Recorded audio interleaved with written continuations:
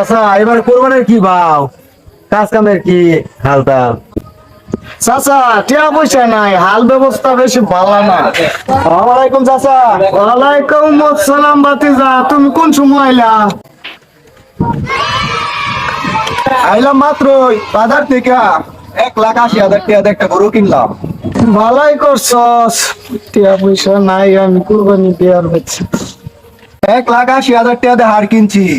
তোমার একটা দায়িত্ব দেয়া যায়, এটা বানানি বন্ধ করা সব দায়িত্ব তোমার বাবা, তুমি কিছুই করতাম না, পাইতা না বাবা? পাইতাম না, তবে বাবা তোমার লগে একটু আলাপ আছে। ও বাজার সম্বন্ধে জানো? এর বাজার বাজার সম্বন্ধে কি জানতাম, জানি না তো। তাইলে শুনো, বাজার বুঝলো না?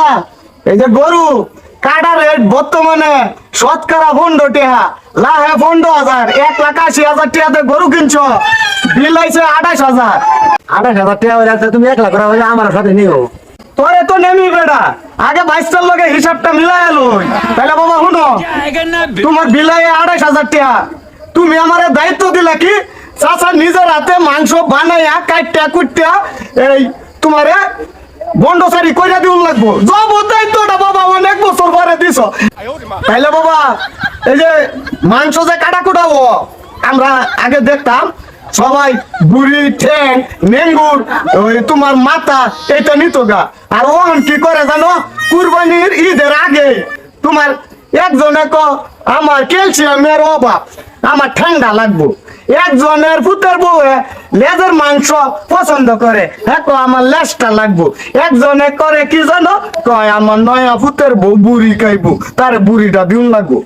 আরেকজন বাহির রয়েছে, হ্যাঁ কয় কি আমার বাচ্চা ছেলেটা না মজক পছন্দ করে, আমার মাথাটা দে। তাইলে শেষে হইলো কি, যারা কাটলো কুটলো বানাইলো এগারে ছাড়ুনির আর কিছু আর হাজার হানিটি আর মাংস এক লোকে মিলাইয়া চিলাইয়া কভার 6 জনে বন্ধ হইয়া নৌকা। 28,000 টাকার কাম, এই জাডি জুডি আর 1,000 টাকার মাংস দিয়ে তুমি বাক করে নিবাগার দিলা।